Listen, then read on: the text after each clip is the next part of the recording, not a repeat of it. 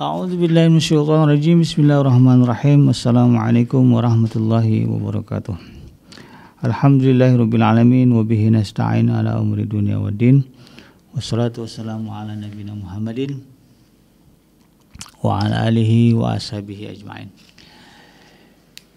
Ya al-haq adkhilna mudkhala sidqin wa akhrajna mukhraja sidqin wa ja'alna min ladunka sultanan nasyira. Ja'al haq wa zahaqal batil innal batila kana zahuqa. Ya ghafur rabbana innana amanna faghfir lana dzunubana wa qina adzabannar. Amma ba'd. Alhamdulillah, segala puji adalah milik Allah. Kembali kita berjumpa di channel iDream TV dalam program Tarbiyatul Aulad, di mana insyaallah kita akan belajar tentang bagaimana cara mendidik ya agar anak-anak kita menjadi pribadi-pribadi yang saleh, yang tentu ya menjadi aset ya bagi kita sebagai orang tuanya di dunia dan juga di akhirat. Karena kalau kita punya anak soleh, akan ada orang yang mendoakan kita ketika kita sudah pindah alam. Tapi kalau kita tidak punya anak yang soleh, ya, maka habislah ya, putuslah amal kita gitu kan. Ya. Tapi kalau ada anak soleh, maka insya Allah adalah ya pahala-pahala yang tetap mengalir dari kesolehan anak-anak kita. Tidak lupa kita baca salawat dan salam. Allahumma salli ala Sayyidina Muhammad wa ala ali Sayyidina Muhammad. Assalamualaikum warahmatullahi warahmatullahi wabarakatuh. Semoga Allah terima salawat dan salam yang kita baca dan dilimpah curahkan kepada para nabi dan para rasul, wabil khusus Rasulullah Muhammad SAW. Dan kita berharap semoga kita nanti ya, termasuk orang yang akan berbahagia ketika berjumpa dengan Allah di yaumul mahsyar, dijauhkan dari siksa neraka, dimasukkan ke dalam jannah dan dipertemukan dengan Rasulullah SAW. Insyaallah, amin ya rabbal alamin. Sahabat iDream yang dirahmati Allah dimanapun Anda berada, di dalam kesempatan kali ini saya ingin mengangkat tema, melanjutkan pembahasan kajian terkait dengan teori-teori ya mendidik anak-anak menjadi pribadi yang soleh berdasarkan buku yang ditulis oleh Syekh Dr. Abdullah Nasirwan yang berjudul Tarbiyatul Aulad fil Islam. Salah satu poin penting ya yang harus disadari oleh kita orang tua ya, kita memiliki tugas bagaimana ya, atau tugas kita ya sebagai orang tua adalah bagaimana mencetak anak-anak menjadi soleh, mengikuti fitrah dan juga sunnatullah. Bahwa Allah Subhanahu wa taala telah menetapkan fitrah bagi manusia, yaitu ketaatan. Dan Allah juga telah menjadikan hukumnya ya sunnatullah ya di dalam kehidupan dunia ini. Siapa yang beriman dia akan bahagia, siapa yang kafir dia akan celaka. Siapa yang soleh dia akan bahagia, siapa yang maksiat ya maka dia akan sengsara. Itu sunnatullahnya.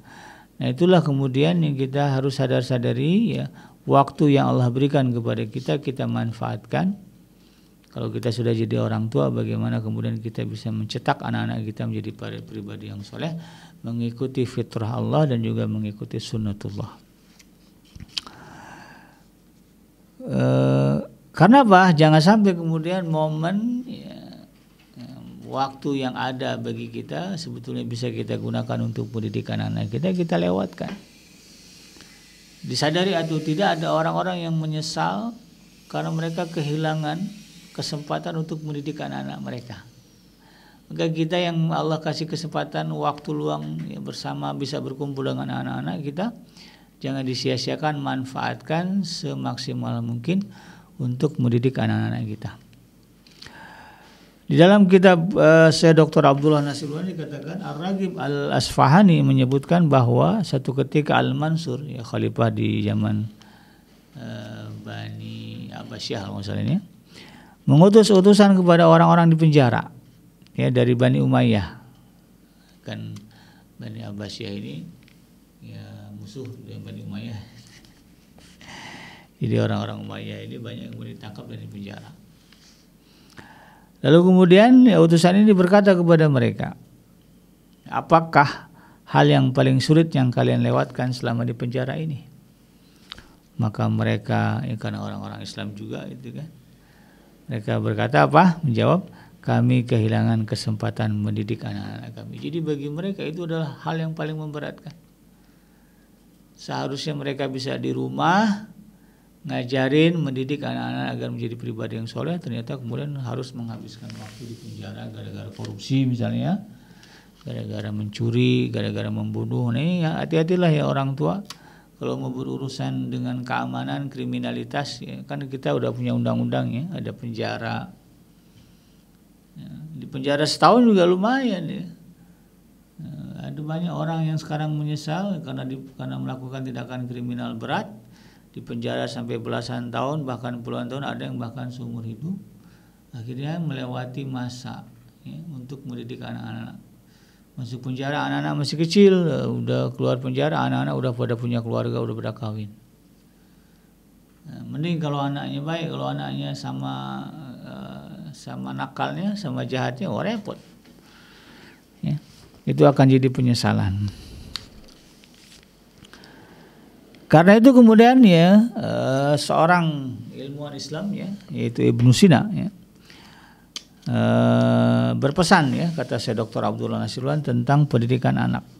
Ibnu Sina mengatakan, hendaklah di tempat belajar anak ditemani ya, anak yang baik akhlaknya dan disenangi kebiasaannya, sebab anak itu lebih mudah menerima pengaruh dari anak yang lainnya dan dia mengambil pesan dari kebiasaan dari teman-temannya dan menurut kepadanya. Jadi kita sampai bisa perhatikan ya, siapa yang menjadi teman anak-anak kita. Kita pilih lingkungan yang baik untuk anak-anak kita. Jadi kalau mau beli rumah ya pikirannya itu, ini enak gak nih ya kalau anak kita nanti di sini. Ya dari segi pergaulan, oh bagus nih klaster gitu ya, ada masjidnya. Kemudian tetangga kiri kanannya orang Islam ya. Bukan berarti nggak boleh bertetangga dengan orang kafir ya, ya silakan saja. Yang penting kita bisa menjaga keluarga kita kan begitu. Nah, kalau itu kita bisa pastikan, maka insya Allah ya, kita tidak akan menyesal ya, meninggalkan alam dunia karena kita berhasil ya, paling tidak ada usaha ya. Kalau masalah hasil itu kan nanti urusannya kembali kepada Allah ya. Ya, ada juga kan orang tua ya berusaha mendidik anak menjadi yang orang soleh tapi kemudian tidak berhasil. Bukan berarti itu sia-sia gitu kan. Tidak ada yang sia-sia di sisi Allah kalau kita menjalankan segala sesuatunya karena Allah. Ya, bisnis ya diniatkan karena Allah nggak untung ya, misalnya bangkrut ya nggak masalah. Bukan berarti rugi karena akan ada keuntungan-keuntungan ya dalam perspektif perspektif agama yang Allah berikan kepada kita.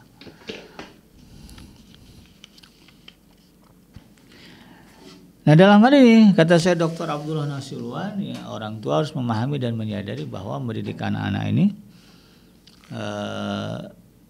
adalah sebagaimana mencetak. Nah, jadi anak-anak ini bukan terlahir kan ada tuh ya orang yang beranggapan bahwa manusia itu terlahir sebagai orang baik atau orang jahat. Artinya ya udah ditetapkan, udah ada takdirnya ini jadi jahat jadi baik. Enggak begitu cara berpikirnya. Ya kata saya Dr. Abdullah Nasirwan. Karena manusia ini bukan binatang ya yang terlahir menjadi kambing, menjadi harimau gitu kan. Menjadi gajah, menjadi ular atau enggak. Manusia kan jenisnya cuma dua ya, manusia laki dan perempuan. Kemudian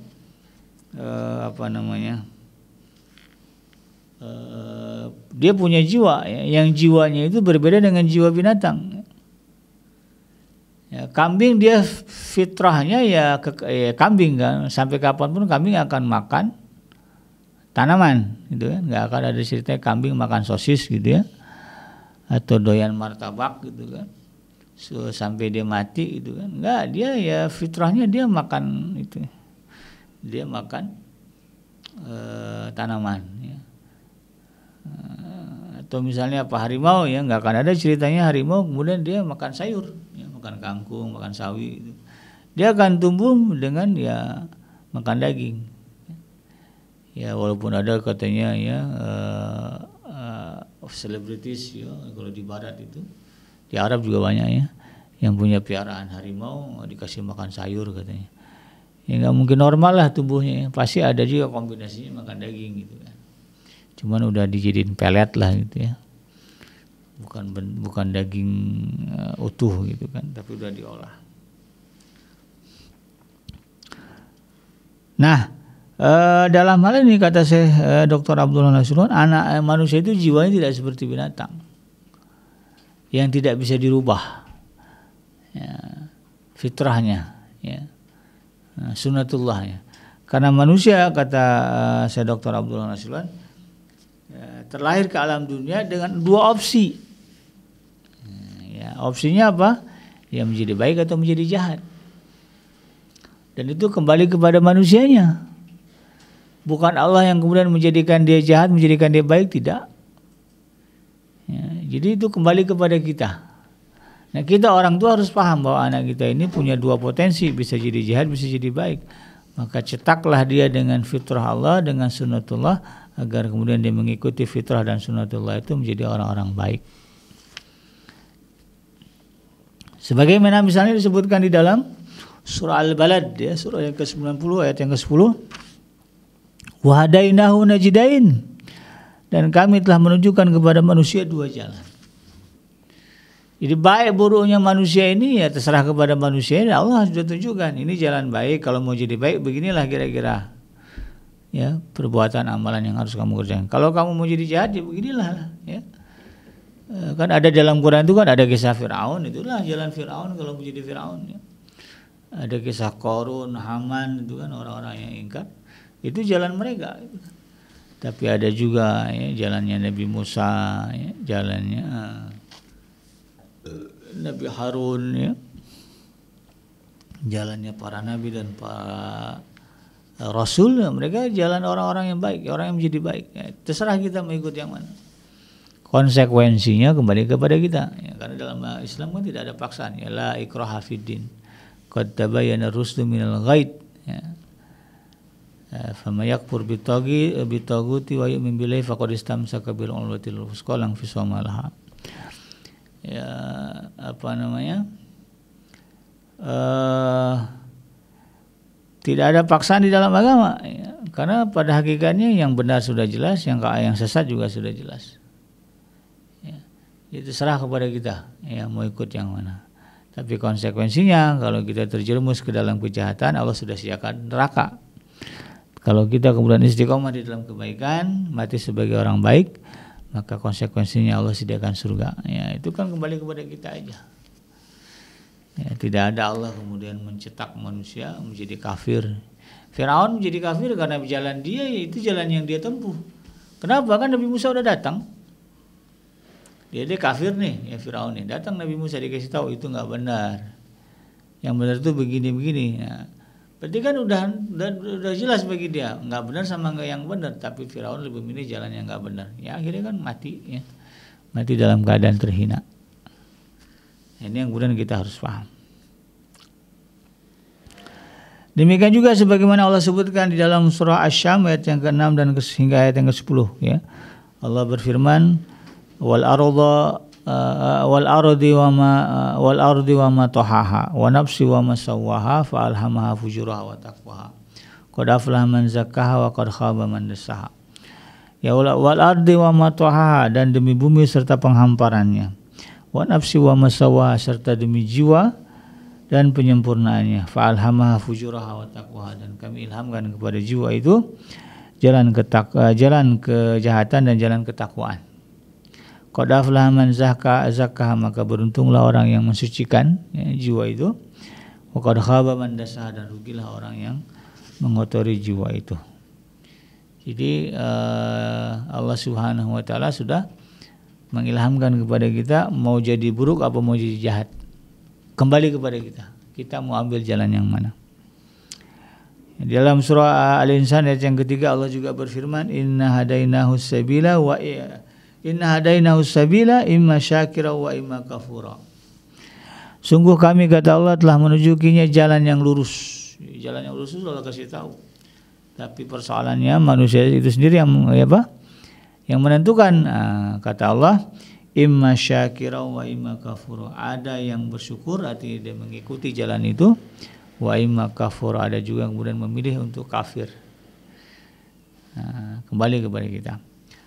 Dalam hadisnya Rasulullah SAW bersabda, ya, sebagaimana sering dikutip oleh para ustadz, para alim ulama, kullu mauludin yuladu 'alal fitrah fabahu yuhawidanihi au yunasiranihi au yumajisanihi. Setiap anak itu, kata Rasulullah SAW, terlahir dalam keadaan suci, ya, sesuai dengan fitrahnya, yaitu menyembah Allah.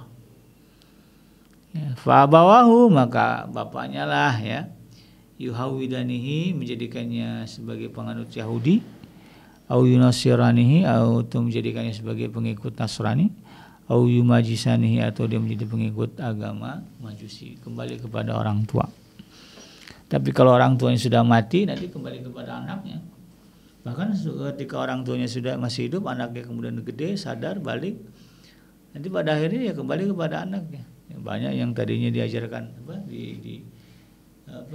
mengikuti agama orang tua, ya, yang tidak yang bukan Islam, tapi kemudian setelah dewasa balik, sadar, dapat hidayah, dia memilih jalan Islam. Ada yang seperti itu, banyak lah, ya. Artinya memutuskan ya kita juga.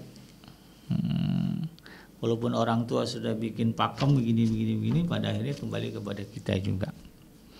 Nah, karena itu kemudian sahabat hadirin yang dirahmati Allah, nah orang tua harus bisa memanfaatkan ini, ya, menyadarkan anak-anak kita bahwa, ya, beriman dan kafir itu keputusannya ada pada kamu.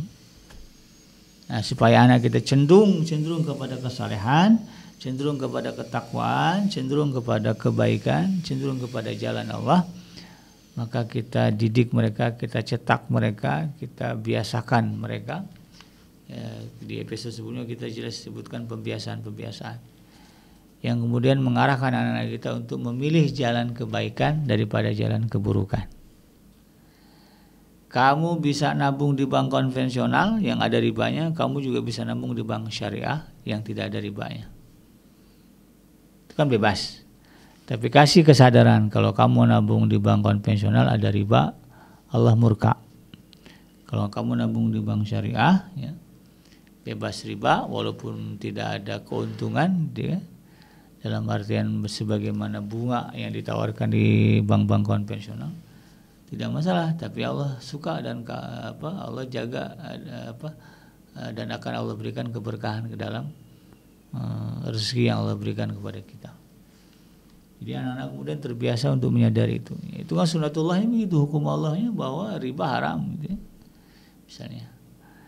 Ya, nah ini yang kemudian kita coba, ya, renung-renungkan dan kemudian kita aplikasikan dalam mendidik, ya, anak-anak kita. Demikian sahabat hadirin yang mendatangi dari Allah, yang salah semata-mata dari kealfaan dan kelapan saya pribadi. Saya bikin pamit undur. Hasbiyallahu la ilaha illa huwa alaihi tawakkaltu wa huwa rabbul arsyil azim. Subhanakallahumma rabbana wa bihamdika asyhadu an la ilaha illa anta astaghfiruka wa atubu ilaik. Walhamdulillahirabbil alamin. Wassalamualaikum warahmatullahi wabarakatuh.